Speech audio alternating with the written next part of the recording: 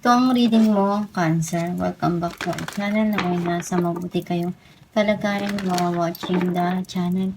This is a general reading. Kayo nang bahalang magpalit-palit ng situation nyo sa reading ko.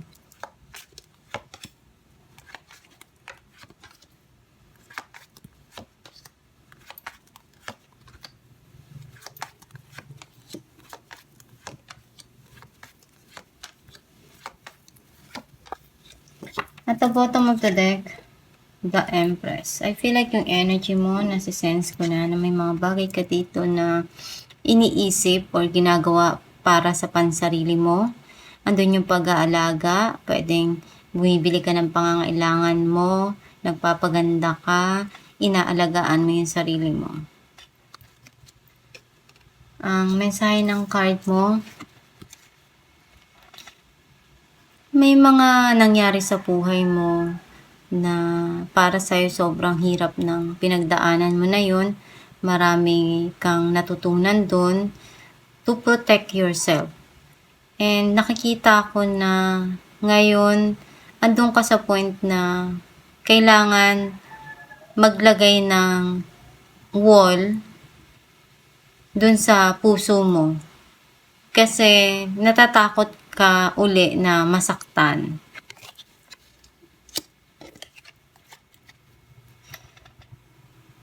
May mga gumugulo sa isipan mo, sa sarili mo. You feel na natatrap ka doon sa isang sitwasyon sa buhay mo na pabalik-balik sa iyong isipan.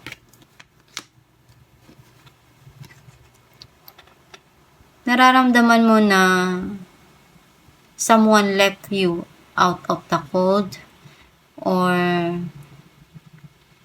nandun yung nalulungkot ka kasi may mga nangyari sa buhay mo na hindi mo inaasahan na darating pala yun sa iyo.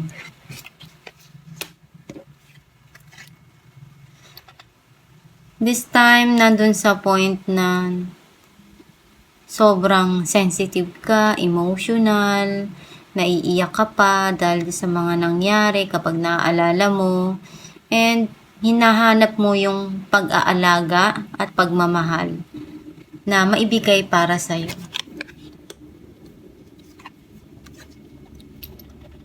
Gusto mong baguhin kung ano yung mga bagay na nangyari sa nakaraan. Ayaw mo na uling maulit yun.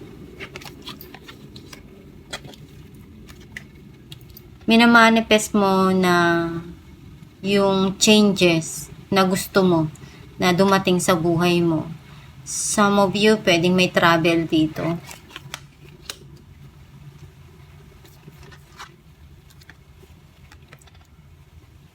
May mga binabalikan ka na mga memories, alaala na nagpapasaya sa'yo at nandun sa point na yun yung nagbibigay sa'yo ng inspiration kasi napakahalaga ng memories na yun para sa'yo.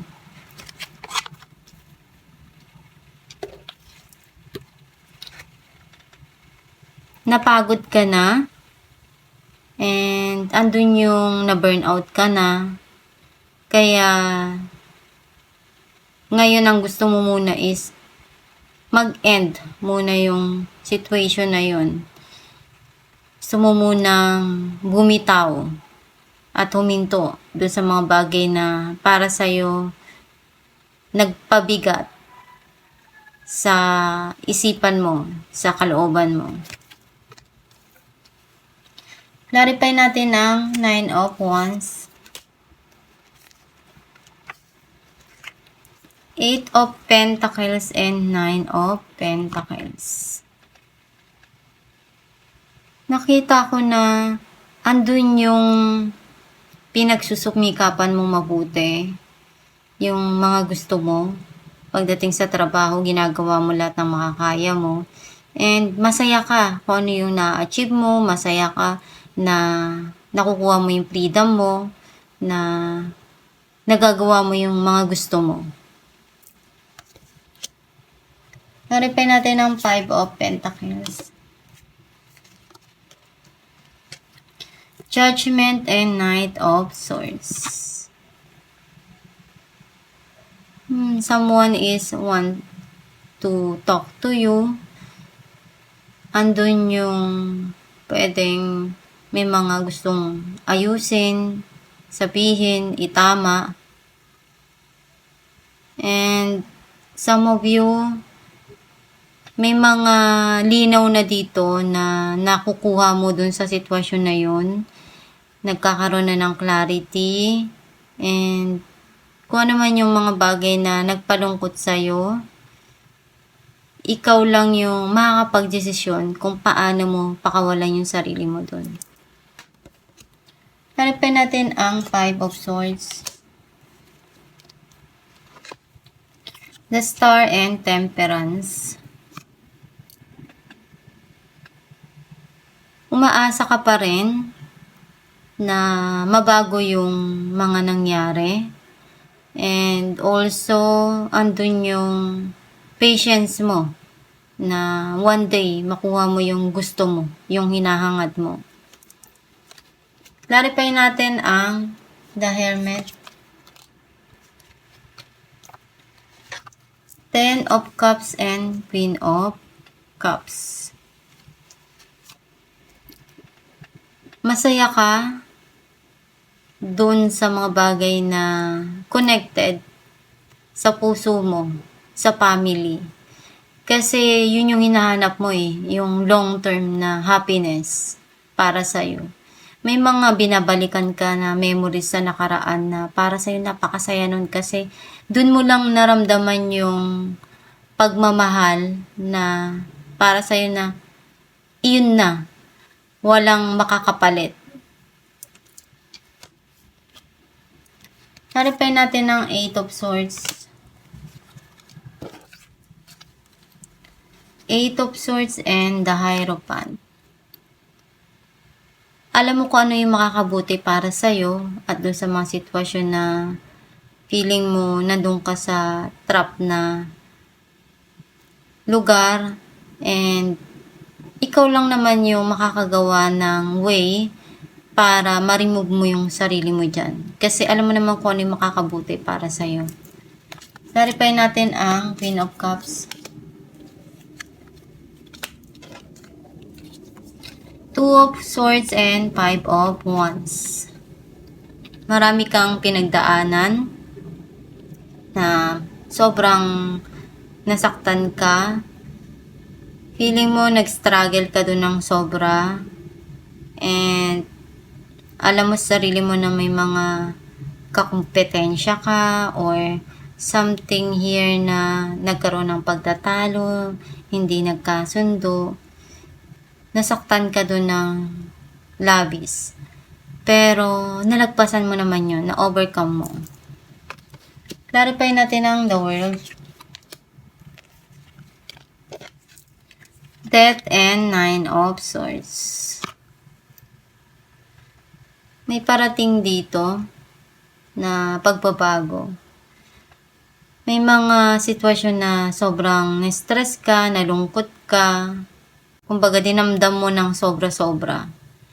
Pero minamanifest mo na dumating yung pagbabago na gusto mo. And unti-unti naman na mag-change yan. Magka-transform. Clarify natin ang Ten of Swords, Seven of Pentacles, and Ten of Pentacles.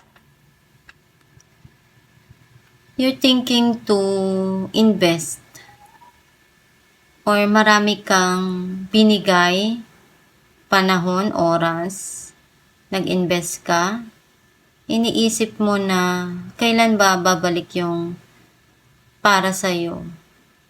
Some of you naman, nakikita ko na yung abundance and yung long-term na financial na gusto mo, yung gusto mong makuha and dumating sa buhay mo. You're trying to invest na makuha mo kung ano yung mga bagay na magpapasaya para sa'yo. May mga sitwasyon na na-burnout ka, napagod ka, pero hindi ka umihinto kasi gusto mo pa rin maglaan ng kaya mo. Kasi alam mo na iyon yung long term na iniisip mo, pwedeng long term na relationship, long term na financial stability na gusto mong makuha. Alam natin kung ano mensahe ng iyong gabay.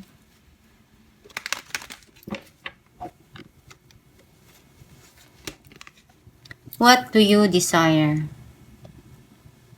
You now have the opportunity to write the script according to your heart's true desires. Once you clearly decide upon your true desires and know that you're ready and deserving of them, they will rush into your life as if they by magic.